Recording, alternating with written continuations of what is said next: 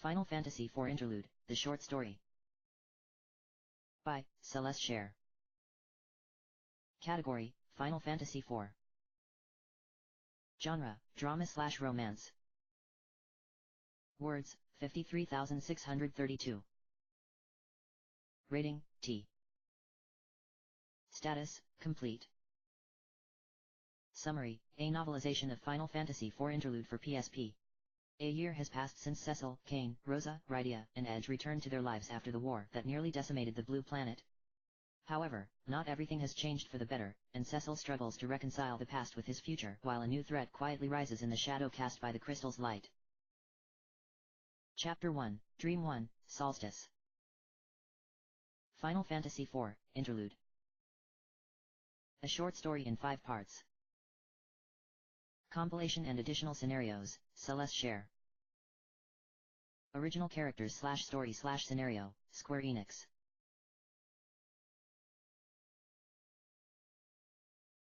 Dream 1, Solstice.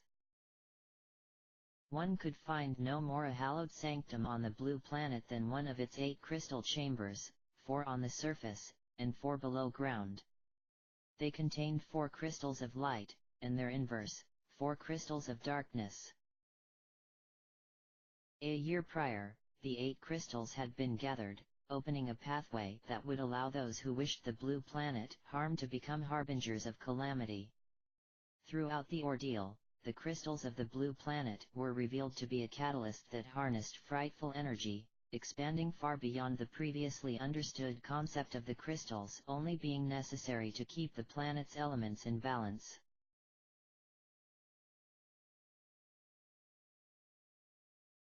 On the eve of the summer solstice, in the year XX10, a crystal of darkness ensconced in its underworld shrine trembled, waves of indigo light bursting forth from the crystal's core and bouncing against the mirrored walls and ceilings of the chamber. As the light faded, an ashen specter appeared on the crystal dais. It was a young woman who turned away from the crystal floating behind her, disoriented as she tried to focus her grey, lusterless eyes on the steps of the dais. She had shoulder-length hair, with a hyacinth-shaped hairpin sweeping the right side of her part from her eyes. She wore a tunic that reached mid-thigh, the thin straps of her top slipping down her shoulders and the hanging sleeves on her arms slumping down to her wrists. The cape attached to her shoulder straps was tattered, and the sash tied around her waist was hanging loosely, the bow nearly undone. Her thigh-high boots echoed on the steps of the dais as she took a timid step forward and swiftly collapsed upon the stairs with a dull thump, her eyes sliding shut. Behind her, the crystal resumed shedding its light silently.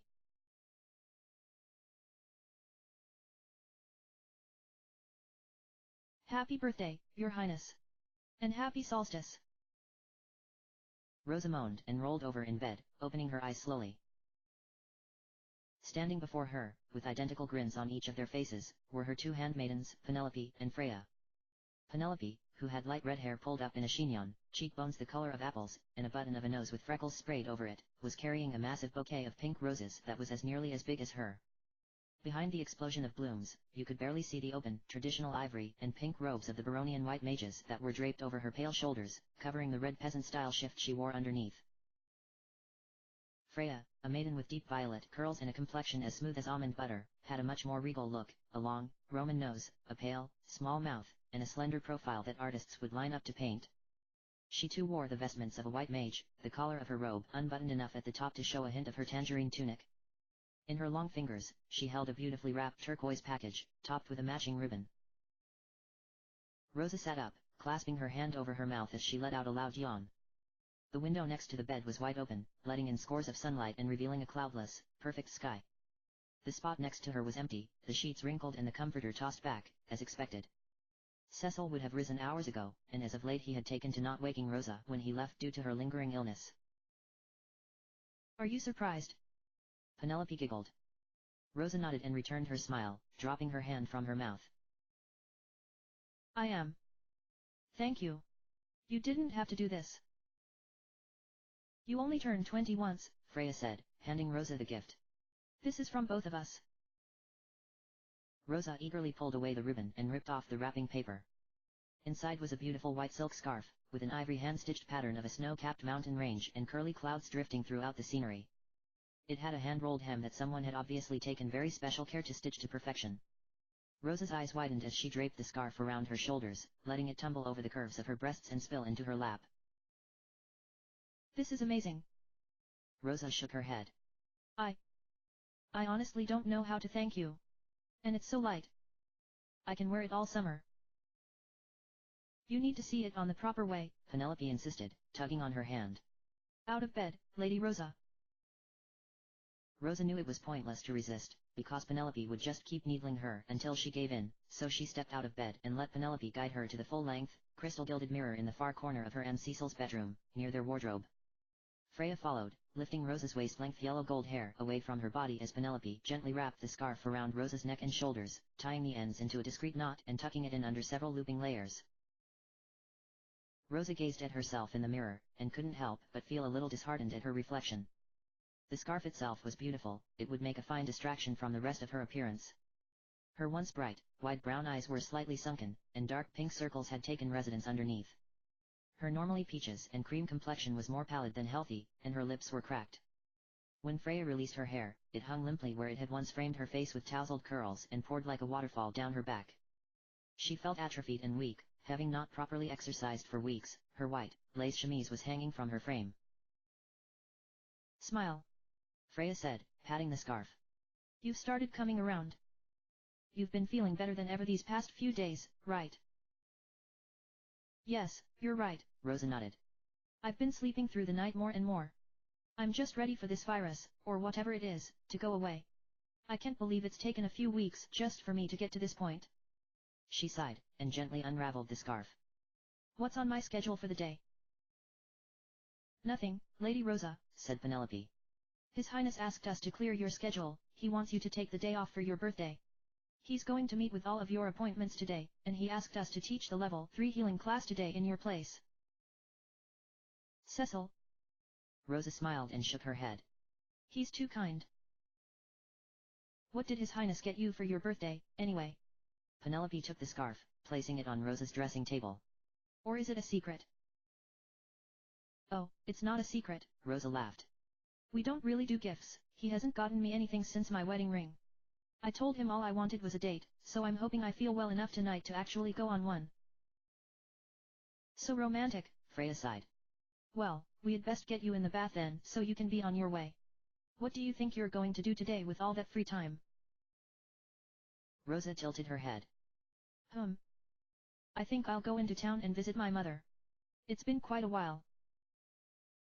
I'll run the bath, Lady Rosa, Penelope volunteered. Would you like us to pick out an outfit for you today, or do you want to do it yourself? I'll do it myself, Rosa blushed, shaking her head. It had been nearly a year since she had been crowned Queen of Baron, and she still couldn't handle being waited on hand and foot. Penelope and Freya had been lifesavers when she had been too sick to do anything for herself, but now that she was starting to feel better again, she was longing for a modicum of privacy to return to her life. I'll bring the clothes into the bath and wash my own hair today. You two probably need to get ready for the class, right? Sounds good. Freya smiled, taking the hint. Happy birthday again, Your Highness. She and Penelope left the room, and Rosa let out a small sigh as she pulled open her wardrobe.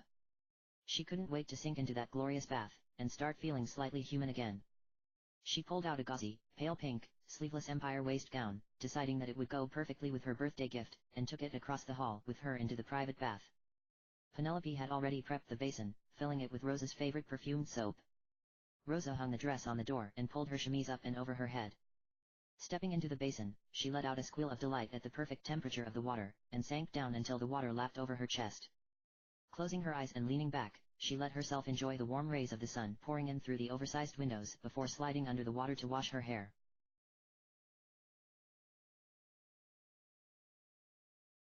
Hello, Mother. The door to her childhood home had been unlatched, so Rosa let herself in, like she used to do when she would go back and forth between home and Baron Castle for her white magic and archery lessons. She had had her own room at the castle thanks to King Baron's generosity, but found herself coming back home more often than not. Her two best friends in the castle at that time, Cecil and Kane, were usually too busy with their military friends when she got out of classes, so she would just go home at night and talk all about her day with her mother. Rosa. Joanna Farrell stood up from the table she had been sitting and sipping tea, and ran over to hug her. Happy birthday, dear. Are you feeling well enough to be out like this? I'm doing much better, Rosa said, pulling back to look at her mother's face. Joanna was, in nearly every way, an aged clone of Rosa. They shared the same blonde hair, which her mother always kept piled high in an opulent bun at the crown of her head, the same wide brown eyes, and the same bow-shaped, cotton candy-colored lips. Rosa had never seen her father, since he had died before she was born, but she couldn't imagine that she had gotten any of his features. Her mother always told her she had just inherited his attitude. Joanna was still a beautiful and fearsome woman. She had been nobility back in the day and one of the most prominent white mages in Baron, but she had cut her career short when Rosa's dragoon father had passed away, giving up everything to raise the child she had not known she was carrying until several weeks after his death. That was the main reason her mother had, and still continued, to needle Rosa about her choice in romantic partners. When Cecil had been a dark knight, her mother feared one or both of them would be killed on the battlefield, and tried to steer her away from him and toward Cane, who had the comparatively less dangerous occupation of dragoon and just happened to also come from a long line of distinguished ancestry, much like Rosa's father had. Now that Cecil was king, her mother had backed off considerably, but she still had her moments. And she was about to have another one. You need to eat, her mother said, pushing Rosa down into a chair at the table. I'll make you a big breakfast. Thank you. Rosa smiled. That had been exactly what she was looking for. It was only recently that she could start keeping food down again, and she was craving a home-cooked meal. Having a gourmet private chef at the castle just wasn't the same. She reached over and took the tea her mother had abandoned, taking a long sip. So, are the rumors true? Her mother began, raising her voice slightly over the sound of eggs frying on the stove. Is Cecil going to officially re-establish the dragoons today? Oh. Well, yes, Rosa blinked. She had briefly forgotten that it was officially being decreed today, but Cecil had been discussing it with his military aides for weeks, so it wasn't exactly news to her. Since he had ascended the throne, his initial priority was to revive the Red Wings, Baron's air force. Golbez had transformed most of the Red Wings into monsters when he stole Baron's fleet of airships, and the soldiers who had survived the siege had fled for their lives. Cecil had been able to convince most of them to come back, and had to start over with filling out the rest of the fleet, including finding a new captain. Now that the Red Wings were back in fighting shape, he had moved on reviving the dragoons. Rosa found it odd that her mother had taken any kind of interest in military affairs. And then the other shoe dropped. Does that mean he's given up on finding Cane? Her mother's voice was cool and indecipherable. Rosa sighed and gripped the mug a little harder than was necessary. If she hadn't been weakened from illness, she might have shattered it in her hands right then and there. Mother. We have not given up on him. And we never will. Cane is Cecil and I's best friend. But it's been nearly a year, dear, Joanna sighed. Surely, by now. She slid the eggs onto a plate and placed it in front of Rosa, who had suddenly lost her appetite and blanched at the sight of the food. Joanna gave Rosa a look, and Rosa reluctantly picked up her fork and pierced it into the egg. I know it has been a year, and Cecil and I have done everything to try to find Cane and take him home. Rosa took a bite and grimaced. The food was tasteless to her now, she had to force herself to swallow it. But I think I've started to accept that Cane doesn't want to be found. If he did, he would be here, by Cecil's side, like he promised him. Why would Cane not want to be found? Joanna sat down across from Rosa, her arms crossed over her chest. Cane has been very good to you, Rosa. Is this really okay? The dragoons. They were his father's legacy, after all. I know that. Rosa cried. Do you think Cecil is taking this decision lightly? He wanted Cane to lead the dragoons, he still does. But he's also trying to build Baron back up to what it used to be, and there gets to be a point where you have to start moving on. Rosa let the fork clatter to the plate and looked down, resting her hand over her chest. She could feel her heart pulsing wildly, and her blood was rushing so fast that she was getting dizzy. Cane and I have spent most of our lives together, and I know in my heart that he is all right. I have to trust that?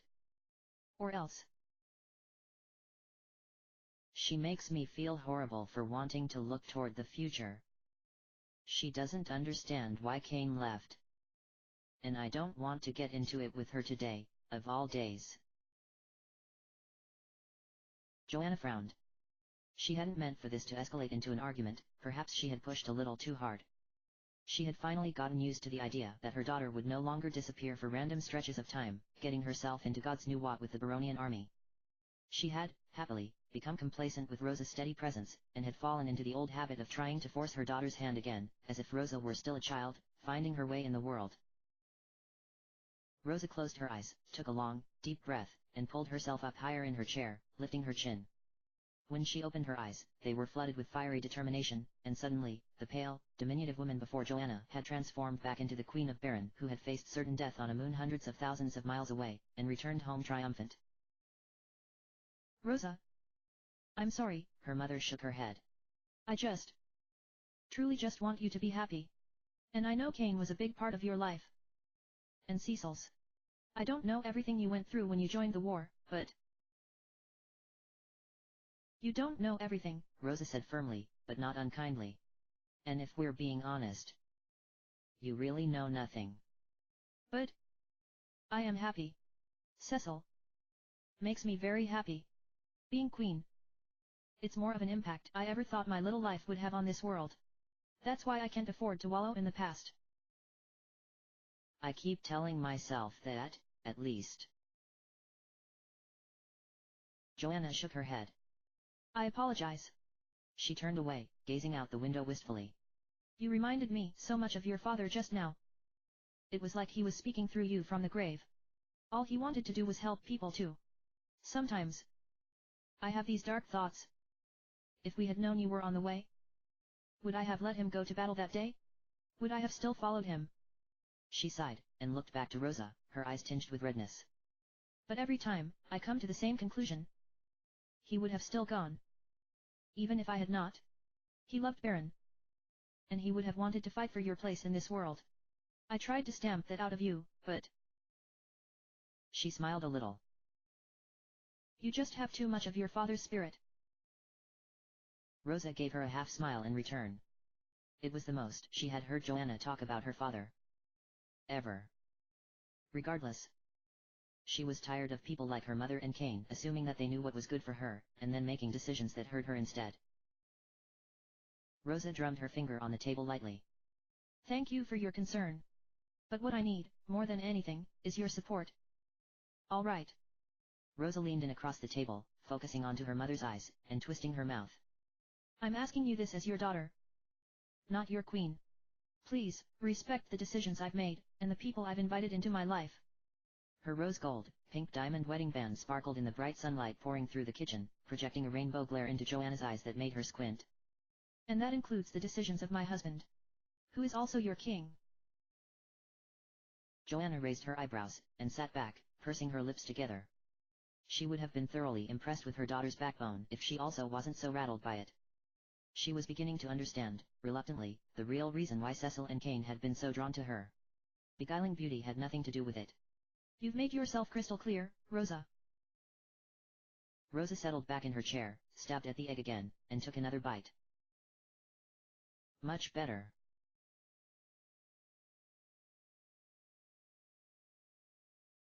The dragoons are going to be mightier than ever. Vice Captain Biggs, of the Red Wings, pulled off his helmet and mopped his brow with a towel that a cadet had tossed over to him before exiting the courtyard. He had just spent the last 4 hours sparring with what he felt were the best recruits he had ever seen since he was a recruit himself with Cecil Harvey and Cain Highwind. He had remembered as a youth being thoroughly impressed with his two fellow soldiers in training, and had admired them from afar for many years, trying to replicate them. He had been one of the few Red Wings to never leave Baron during the war. He had been working quietly behind the scenes with his younger cousin and fellow Red Wing, Wedge, to keep what little military order they could manage in place until Baron had found a new ruler. When Cecil had been crowned, he had immediately rewarded Biggs for his efforts by promoting him to vice captain. Secretly, Biggs was hoping Cecil would change his mind about abandoning his post as captain, because Biggs still had so much he wanted to learn from him, especially as a newly minted officer. But Cecil had given up his title nearly immediately after his coronation, and nearly a year later, was no closer to naming a successor. Biggs, Wedge, and all of the other old guard Red Wings and Dragoons were perplexed about Cain being missing in action, but none of them were foolish enough to bring it up in front of Cecil. Rumors had run rampant that Cain had just up and disappeared one night. There was no evidence of foul play, or that he had not gone willingly. He had appeared healthier than ever since returning from the war, and had even been working on reassembling the Dragoons himself. But then, just a few days before the coronation, he had vanished into thin air. Cecil, for his part, had never officially commented on it, but Biggs could tell in the aftermath of the coronation that Kane's disappearance had shaken the king to his core. They had, after all, spent nearly every day of their lives together up until that point. They had been known throughout the kingdom to be inseparable.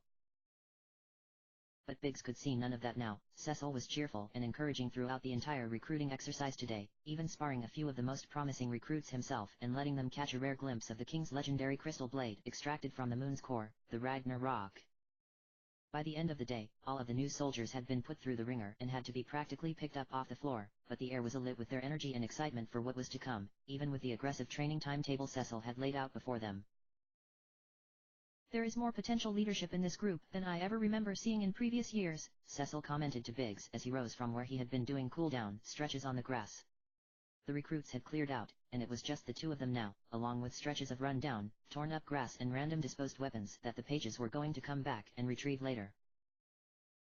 Cecil reached back, pulling his wavy shoulder-length silver-white hair into his hands and twisting it away from his neck. Between the rapidly escalating summer heat, not having dueled properly in months, and the heavy, ivory-colored pauldron draped over his azure and ivory leather breastplate, he was sweltering. He fetched his midnight blue cape from where he had previously abandoned it on the makeshift throne that had been dragged outside for the day's events and used it to dry the back of his neck. Despite being in the entirety of the afternoon sun, his skin had not taken on any color, his alabaster complexion was only tinted pink on the sides of his face from overexertion.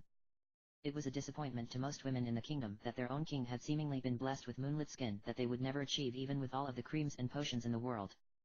His eyes, which were the same color as the blue planet's oceans, were so astonishing against his pale coloring that strangers found it intimidating to look him in the eyes upon their first encounter.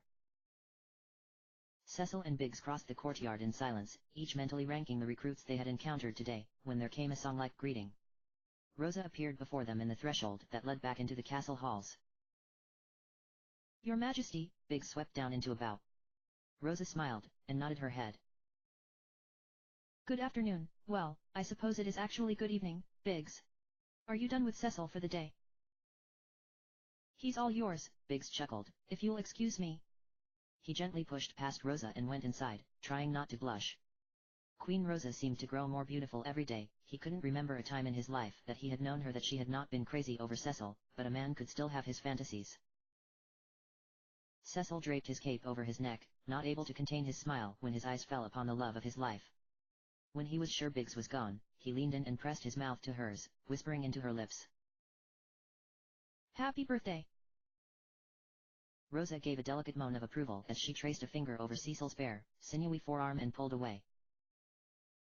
Thank you. It was nice to have the whole day to myself. Cecil grasped her shoulders, looking her up and down.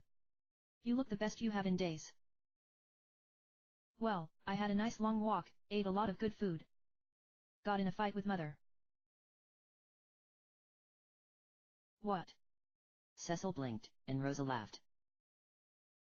Don't worry, things are all right, I think. I'll tell you all about it over dinner. Are we still on for our date? As long as you're feeling up to it. I thought we could have a picnic on the overlook and watch the moonrise.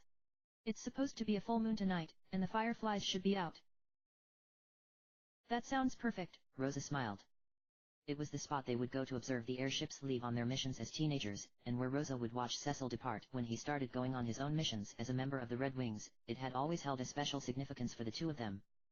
The beauty of the scenery was unmatched when the blue planet had the twin moons, but even with just the one moon now, it was still a spectacular view, the best in the entire kingdom.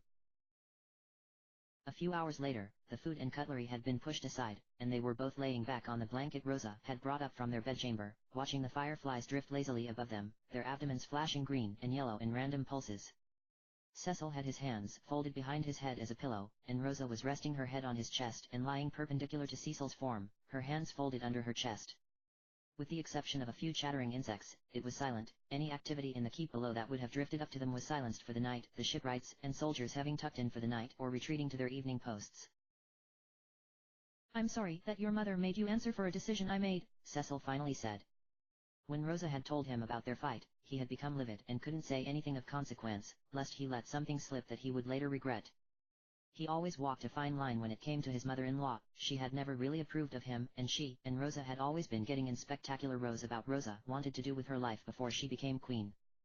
But he knew Rosa loved Joanna, and that she was all Rosa had in terms of blood relations, so he respected their relationship and tried not to disparage her too much in front of Rosa. It's all right.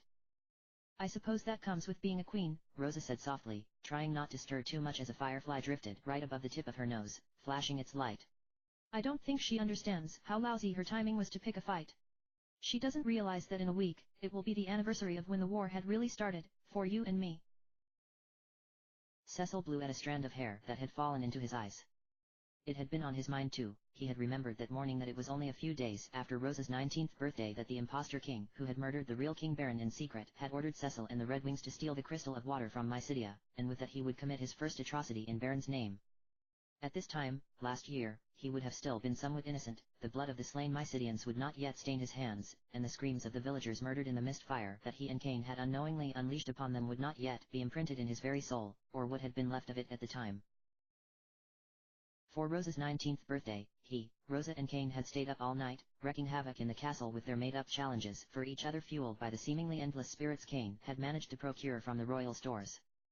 They had finally ran out of energy on the very overlook they were on now, falling asleep to the sound of the Red Wings' rotors tearing through the air as the ships prepared for their leave at dawn.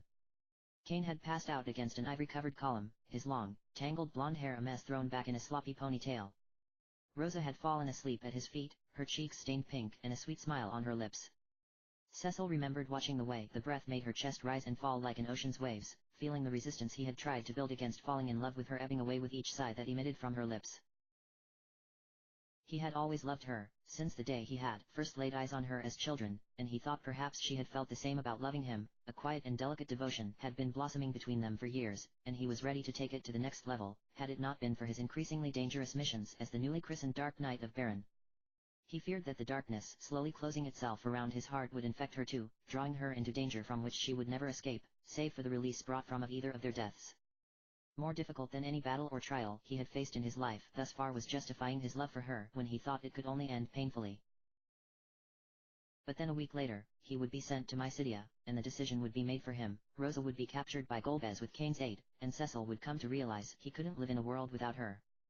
But getting Rosa back had meant losing Cain. He had confessed to Cecil that even under Golbez's control, he had been motivated in cooperating by keeping Rosa by his side. It was only after Cain had disappeared when they had returned home from the moon that Cecil realized how deep Cain's love for Rosa, or his hatred for him, might have truly been. The three of them had never been able to properly work through everything that had happened, and now it was too late. Two of the three souls had been left adrift, and Cain's absence had cast a pall over their happiness, even if neither Cecil nor Rosa wanted to directly admit it to each other. Despite what your mother thinks, I think Cain would be happy that the dragoons are rising once more, Cecil offered. And the moment he comes home, he can take his rightful place again. I would never take his family's legacy away from him. Cecil. Rosa closed her eyes, her fingers clenching tighter against each other, as if she were releasing a prayer into the universe. She felt her stomach roll as the words fell from her lips. What if Cain never wants to come home? When does our mourning end? When will this veil of darkness lift from my eyes? Cecil clenched his jaw. It was too painful to talk about Cain with Rosa. He hated to be reminded that he was reason Cain had left and that he had been the one to spur this unhappiness, and it hadn't been something he could rectify. He couldn't change what it was about himself that made Cain detest him so, or change his feelings about Rosa. Was it really so selfish of him to want his best friend and his wife by his side? For most of his life, they had been all he ever had. He struggled with how to reply to her question, choosing to berate himself in silence instead. Rosa tilted her head, catching a glimpse at his grimace. Cecil. I'm sorry. It's not fair that you have to suffer on my behalf. Cecil looked away, closing his eyes. You think it's foolish that I want him back, don't you? After all he has put us through. Cecil. Rosa drew a sharp breath. You don't think I could possibly blame you for wanting our friend back, do you? When we got home, it felt like the world was ours for the taking, and that we could finally grasp at some of our own happiness. And now, I'm just worried we are holding our breath for something that may never happen. We've expended so much effort to find him, but it has amounted to naught. Cecil couldn't bring himself to say any more, and the painfully awkward minutes ticked by. When he opened his eyes and turned to shift his body, he saw that Rosa had fallen asleep. Despite recovering from illness, to Cecil, she looked exactly the same as she had 1 year prior when he had watched her fall asleep in this very same place, right before everything in their lives had gone to hell. He knew on the inside, however, she had to have been as twisted with scar tissue as he was. Why couldn't he bring himself to tell her that her question had stirred an unsettling fear in his heart? Kane has never not been part of our lives. What does it mean for us if he never comes home? Even if you don't blame me now, I fear the day will come when you will. And all I will be able to do is accept it.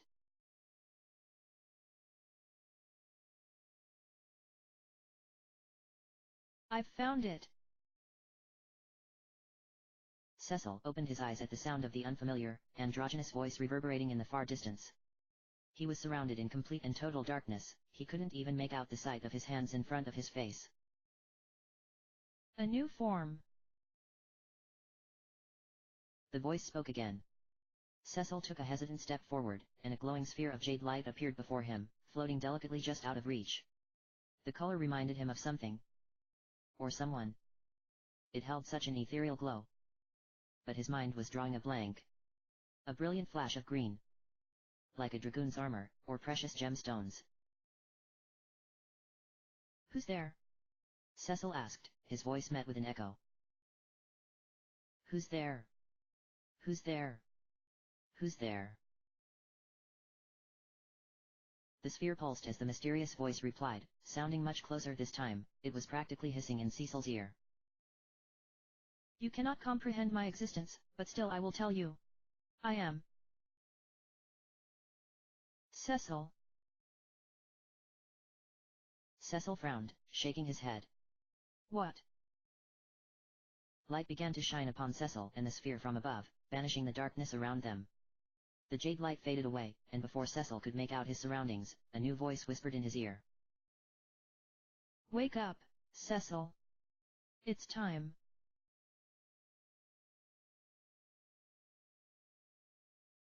Cecil's eyes snapped open, and he found himself bathed in sunlight, in his own bed again. What?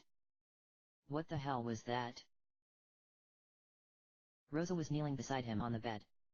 She was dressed in her old traveling garments, a white and pink bustier leotard with a transparent gold and pink cloak flowing down her shoulders, an ivory sash tied around her waist to carry provisions, and pink and white knee-high boots. Her wrists and forearms were wrapped in pink bracers, and her hair was swept up into a ponytail, the only hint of her royalty, the small diamond tiara she had tucked in her hair. Are you all right? Rosa tilted her head. You were flailing about like you were having a terrible nightmare. Cecil sat up, pushing the blankets away from his bare chest and torso, suddenly feeling overwhelmingly hot. It had been so long since he had any kind of dreams like that, that he had nearly forgotten how draining they were.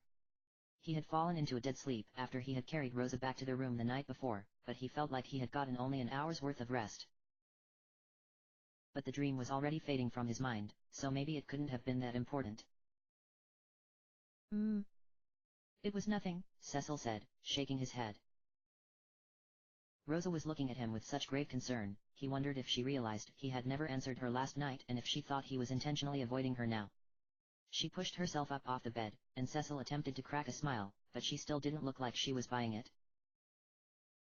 Doesn't Cecil realize that I know by now when he's trying to hide something from me? Rosa thought impatiently. Well. She crossed her arms over her chest. Cecil hadn't had a dream that intense since they had returned home from the moon, perhaps something in their conversation last night had triggered it.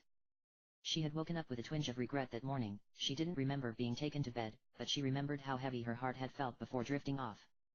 It had been something Cecil had said, or rather, what he didn't say. As for Rosa, her dreams had been foggy, indecipherable. The only detail she could remember was the sound of a heartbeat resonating in the distance, subtle and weak, perhaps her own. Waking up had felt like someone splashed water on her face and washed any trace of the dream away. Today is the ceremony to celebrate the reconstruction of Damsion. So we really should be going soon. The Red Wings are ready and waiting.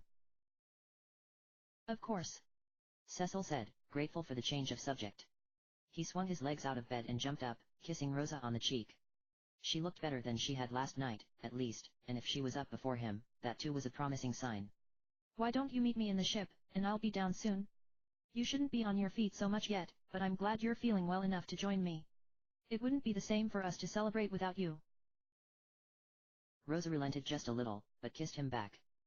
Cecil might be nervous about today. It will be his first time back in Damcyan since the Red Wings destroyed the kingdom, after all. I'm sure this is a day of both excitement and closure for him. I'll see you outside. She strode out of the bedroom, reaching out to grab her crossbow and arrows and pausing to look back at him briefly before closing the door behind her. As Cecil got dressed, he caught a glimpse of the moon through the window, which was still visible even in the early morning sky. He thought about how today would be the first official day of training for the new class of dragoons. He was sad to miss it, but he still didn't think his presence would be missed nearly as much as Kane's. He could tell by the confusion of the newer recruits yesterday that they had expected the rumors about Kane to not be true, and that the war hero son of legendary dragoon Richard Highwind would be there to drill them into glory. Kane, are you somewhere that you can see the moon as well? Cecil thought to himself as he fastened his traveling cloak. I still think that when word spreads to the corners of the globe that the dragoons are back, you will finally return to us. And then we can really talk about everything, and put the past to rest once and for all. Even with all that had changed in the past year, everything in Baron still reminded Cecil of Kane. His presence still haunted the castle and village as if he had never left.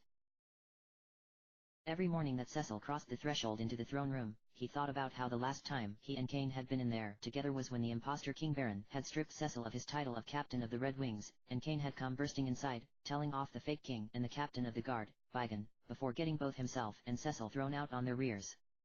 Whenever he crossed the courtyards that led to the castle gates, he saw his adolescent self and Kane play fighting in the grass, sometimes to impress Rosa, who would spy on them from the walkways above during archery practice, and sometimes to remind each other that deep in the substratum of their friendship, an intense rivalry still burned. Every week that Cecil would take meetings in town to meet with villagers who couldn't travel to the castle, he passed by the pub inside the Baron Inn in which he and Kane would drink themselves to oblivion after successful missions, well, mostly Kane, as Cecil could never really handle his alcohol, and was now sorely out of practice with Kane gone, marveling about how much better life could possibly get for two of Baron's best soldiers who had already achieved most of their dreams at such a young age. As Cecil approached the two airships docked several yards away, the wind from their respective propellers whipped his hair back from his face, and he could hear the leaves of the trees around him rustling among the chirps of the cicadas that had woken from their 17-year slumber cycle. The last time Cecil had heard a cicada's cry, he had been but a small child, and hadn't even met Kane yet.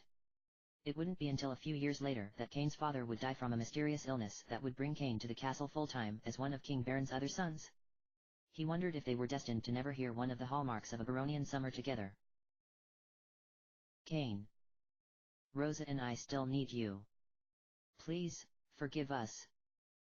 And come home. Cecil. You're late. A booming voice shook Cecil out of his reverie, and he saw Baron Chief Engineer Sid Polendina waving at him from the first ship, which belonged to the Red Wings. Cecil jogged over, and he looked up. He could see Biggs at the steering wheel, and Wedge at the helm, but Rosa was nowhere to be seen. She must have already gone to the hold below to escape the heat, Cecil thought. Rosa is inside, Sid said, reminding Cecil that he could still read his facial cues like a book. Cecil laughed a little and sheepishly crossed his arms. He thought if he had a bushy red beard like Sid's and goggles to cover half his face, his features wouldn't betray his emotions nearly as often. Sorry I'm late, weird dream. We've been ready and raring to go for ages. Sid chastised, but he said it with an underlying kindness. No matter what Cecil did, or didn't do, Sid still thought of him as the son he never had. He loved his daughter Amelia, immensely, but being a workaholic and a mourning widower at a young age, Sid had spent most of his adult life in the shipyards of Baron's castle, and as a result had grown very close to Cecil, Kane, and Rosa. When Sid had returned home to Baron after recovering from grievous injuries he had sustained in the underworld during the war, he had realized Amelia had the patience of a saint to deal with a flighty bastard like himself, and had vowed to cut down his hours at the castle and spend more time with her. She was only a few years older than Cecil, after all, and still needed her daddy. At least, that was what he had thought until she announced she had found a suitor while vacationing in Capo and started ditching Sid for him. Now Amelia was the one who was hardly home, and Sid was the one moping around, begging Cecil for more work, but even with Baron's explosive growth in the past year, Cecil couldn't keep up with Sid's demands for activity. Are you riding separately? Cecil asked, pointing to the other ship. Yeah, I'm gonna follow behind in the Enterprise after I pick up the twins and the elder from Mysidia, so you go on ahead to Damsion. You got that? Aye. Cecil saluted Sid, and walked up the ramp that had been extended for him to board the ship. Sid gave a wave and started walking over to the Enterprise, where a skeleton crew was awaiting his orders. Cecil assumed that Sid would pilot himself, as per usual. Welcome aboard, sir. Wedge exclaimed. He was several years younger than his cousin Biggs, and had technically been just a cadet when the war had started last year. His first mission had been with Cecil to steal the water crystal from Mysidia, and despite the tumultuous turn life as a Red Wing had taken shortly after, he had remained fiercely loyal to Baron, which Cecil made sure to thank him for as much as possible. Wedge was still green, but loyal. There were few men that Cecil would trust to shepherd his family across the world in an airship. Cecil slapped his hand on Wedge's back appreciatively, and Wedge tried not to smile through the serious look on his face he was trying to portray. What do you think of your Red Wings, sir? Wedge asked, his voice nearly cracking. We've tried to keep standards up since we lost you as captain. I think everything looks great, Cecil said kindly, and Biggs walked over, wondering if his cousin needed rescued before he launched himself off the ship in pure joy. Are you ready to depart, Your Highness? Biggs asked, and Wedge took the reprieve to compose himself, scampering over to a sail to make adjustments. Next to them, the Enterprise was rising in the air, and positioning itself southeast. Let's go, Cecil said. We haven't seen our friends together in one place since the wedding. I've been looking forward to this. Biggs nodded and took the wheel, calling out some instructions for Wedge and the rest of the crew. The ship began to rise from the ground, and Cecil descended into the hold to look for Rosa. He found her in a small room that acted as an overflow berthing area for when soldiers would need to sleep on the ships during missions. She was curled up on a bottom bunk against a wall, using her rolled-up cloak as a pillow, and fast asleep. Cecil sat down beside her, pushing some hair that had come loose from her ponytail off of her face and mouth. As he did so, he thought he felt a flush on her cheek, and rested his palm against her skin. It was slightly warmer than normal, but nothing he thought should warrant serious concern. She stirred gently under his touch, but didn't wake up. There was a slight smile in the curve of her lips. Cecil hoped she was having a beautiful dream.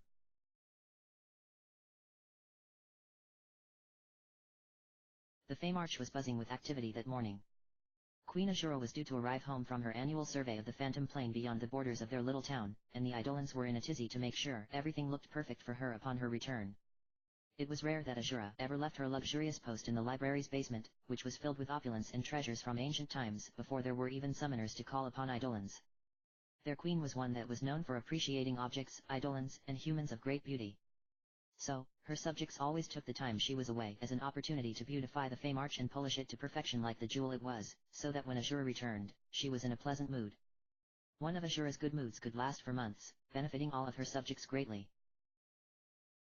As could one of her more violent moods, along with the opposite effect. It was hard having a queen that was ravishing but also housed multiple personalities. And buried deep beneath the same Feymarch library in which Azura resided, a 17-year-old human girl, the only one in the entirety of the Feymarch, was whipping up a storm of her own in the private bedchamber she had been granted by the king and queen. Where is it?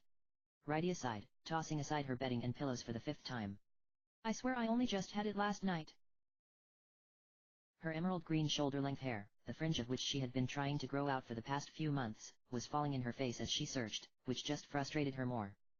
She fruitlessly tucked it back behind her ears, but it sprung back forward in her eyes only moments later, still too short to stay hidden away for long. She let out a huff, giving her pillow a punch for good measure and stomping one of her thigh-high boots into the floor. She wore a luxurious green silk tunic that reached mid-thigh, with delicate shoulder straps that showed off the youthful curve of her collarbone and toned shoulders that were attained from hours of slaying monsters with her whip that dared to threaten the security of their little sanctuary. From her arms, 2 billowing silk hanging sleeves draped down to her wrists and hung just above the floor, each secured with a golden threaded ribbon. A light green and gold summer cape concealed the exposed curve of her back from the tunic, and the golden sash tied around her waist housed all of a girl's most needed accessories for going out, ethers, phoenix downs, and a whip. I give up, Rydia thought, and reluctantly used the teleporter in her room to warp upstairs. She was greeted by King Leviathan, a sea serpent who was still infatuated with his elderly man. Human shape he had taken on, and was playing the part perfectly by lounging back in his throne with some glasses sliding down his nose, reading a book he had retrieved from the library upstairs. He closed the book shut, and stood up. Rydia dear, what's the matter? Leviathan asked. I thought you were dueling with the All-Father himself down there. I can't find my favorite hairpin, Rydia pouted. You know, the hyacinth one you and the Queen gave me when I first arrived here.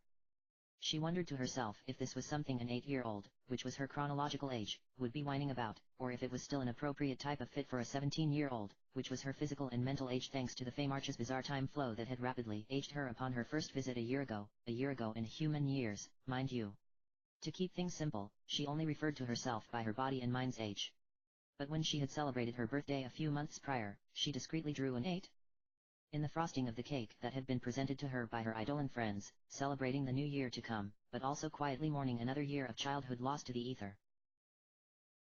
She decided that either way, being a normal tween or a teenage girl was rough. She hadn't quite known what to expect when she had returned from the war, but adjusting to her new civilian life had been jarring. Going from worrying about being slaughtered by elemental archfiends to worrying about hair accessories still felt surreal. I'm sure it will turn up, Leviathan said. It's like living with a miniature Azura when she loses one of her baubles.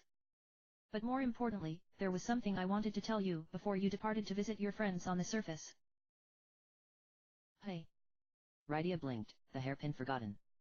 It was actually very rare that Leviathan spoke directly to her, or to anyone, for that matter.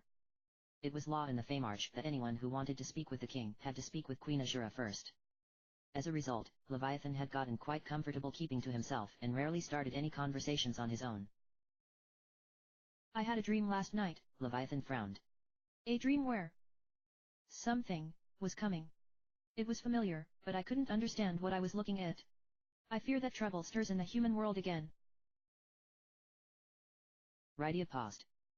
With Leviathan, it probably wasn't so much a dream and more like a premonition. He and other Eidolons were the very essence of magic themselves, and held incredible sensatory abilities. The only other race that she had encountered that even had a fracture of their psychic prowess were the Lunarians of the Moon, of which her dear friend Celes was a half-blood. I'll be sure to talk to Celes about it when I reach Damsion, Rydia said. He would have surely sensed something like that as well. Very good, dear, Leviathan nodded.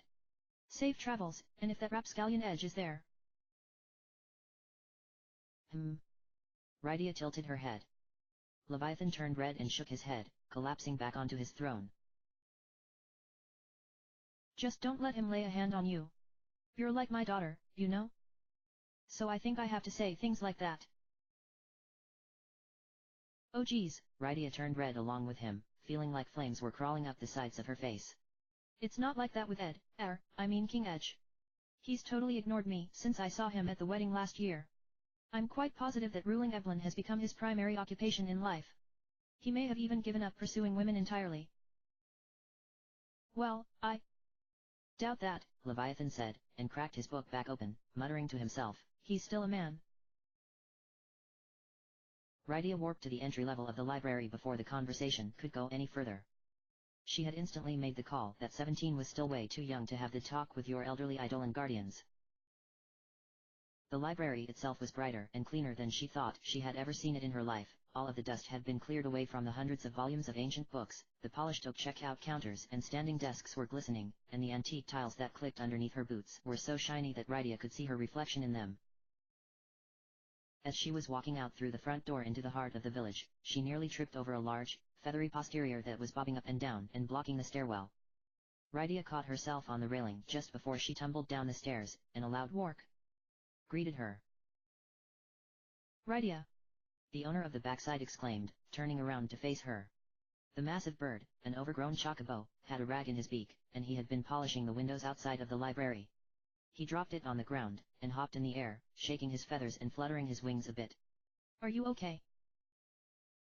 Never been better. Rydia lied, giving the ankle that had supported most of her weight in her stumble a discreet roll to make sure nothing was sprained. Are you still cleaning? Even she had to admit that seeing the fearless bird she would summon to protect her as a child washing windows was a little weird, and she had seen a lot of odd stuff in the past year while living in a town full of talking monsters. No point in stopping until Her Majesty comes home. Chocobo chirped, and then paused. Actually, there was something I was meaning to tell you. You too. Rydia trailed off. First Leviathan, now Chocobo? Yeah, But I can't exactly remember what it was. Chocobo laughed, and Rydia pressed her lips together. It happened a few months ago. Chocobo. Rydia sighed, shaking her head. He had always been kind of a flake, even when she summoned him in battle. I guess it couldn't have been that important. I think it was someone who was looking for you. Chocobo blinked, and shook his head.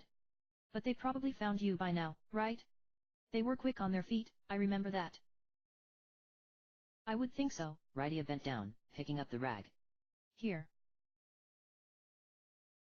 Chocobo plucked the rag from her hand, and waved one of his wings before turning back to the window. Rydia crossed the wooden planks that made up the village streets, and began making her way to the northernmost levels of the village that would take her to the caverns that led back into the underworld. The Feymarch was buried deep beneath the underworld, and the town itself was built over a pool of magma that poured down the rocky canyons that enveloped them. It was impossible for anyone in the underworld to reach the caverns of the Feymarch without an airship, and even if they breached the island the cavern was situated upon, the cavern itself was flooded in lava that made it impossible to cross without the intervention of magic. With the exception of Rydia and her friends, humans were forbidden to enter the Feymarch. But with all of the dangerous traps in place, it would have taken a fool to want to make the attempt anyway. Hi Rydia. Rydia, you're coming back, right? Hey Rydia, come play with us.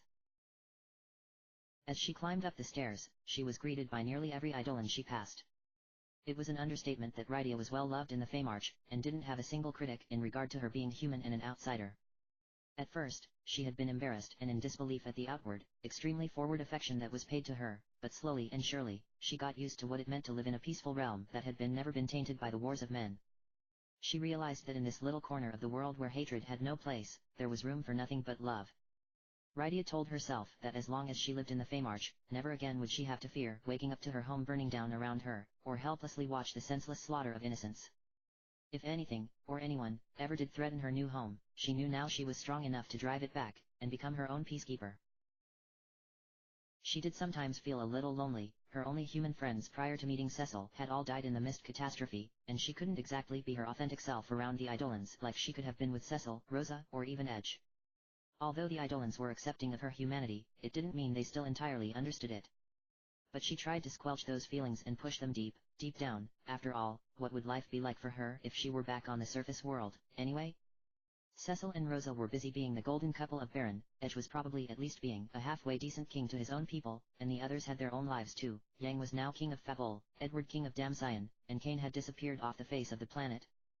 Even dwarven Princess Luca, whom she saw the most often since she too was a denizen of the underworld, was starting to take on more royal responsibilities and was becoming more and more interested in stealing away to the surface world to tinker with machinery. Where would Rydia have really fit in if she had remained on the surface? That's why I'm all right if I only see the others once in a while, Rydia thought with a twinge of sadness. When we got back from the moon, everyone had someone or something to come back home to. Except me. In all this time that has passed, I still can't even bring myself to go back to Mist. Or at least what remains of it. Are you going somewhere, dear? Rydia was shaken out of her self-pity and looked up. Standing before her, blocking the exit to the Feymarch caverns, was Queen Azura herself, flanked by 3 hulking imp bodyguards wrapped in cloaks as dark as the night. It was amusing that Azura even bothered with them. She would be the one protecting them if anyone had been foolhardy enough to challenge Azura to a fight. Welcome home, Your Highness, Rydia said. Today is the celebration of Damcyan's reconstruction, so I was going to make my way to the surface world for a bit to join my friends in the festivities. Azura tilted her head, her painted red lips pursed together slightly and her eyes clouded.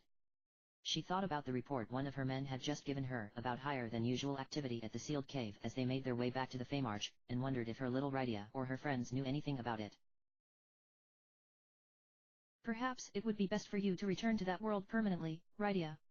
Perhaps that is where you truly belong. Queen Azura. Please don't say that. Rydia clenched her fist, safely hidden behind her back. Had Azura been able to sense the doubts in her heart just now? Where was this coming from? The Feymarch is every bit as much my home as the human world. Azura raised her perfectly sculpted eyebrows, and reluctantly nodded. Hearing you say that puts my heart at ease. Then go Rydia, and return to us safely. Rydia inwardly sighed in relief. If the queen had been serious. Oh, she didn't want to think about that. I'll be back before you know it. Rydia threw her arms around Azura, and Azura stroked the young woman's hair with one hand, reaching down in her robes with the other to pull out an oversized ruby hyacinth hairpin and sliding it into Rydia's hair. She muttered a float spell, and Rydia was lifted a few inches from the floor. Rydia pulled back and looked up at Azura, gasping as she touched the hairpin. You found it. It was near the entrance of the town. Did you drop it while hunting again? And the spell is so you don't get burned on the lava, my darling. Azura smiled. I'm sure Bahamut will take you the rest of the way once you reach the underworld. Thank you. Rydia cried, and reached up, checking that the pin was secure one more time before racing through the gateway of the village entrance and disappearing into the darkness of the caverns ahead, her footsteps weightless as she dashed through the air like a sylph. Azura turned to watch her go, pressing her fingers to her lips. I suppose even our Rydia is not impervious to the spell of denial. Such is the folly of human hearts, I suppose. End of chapter.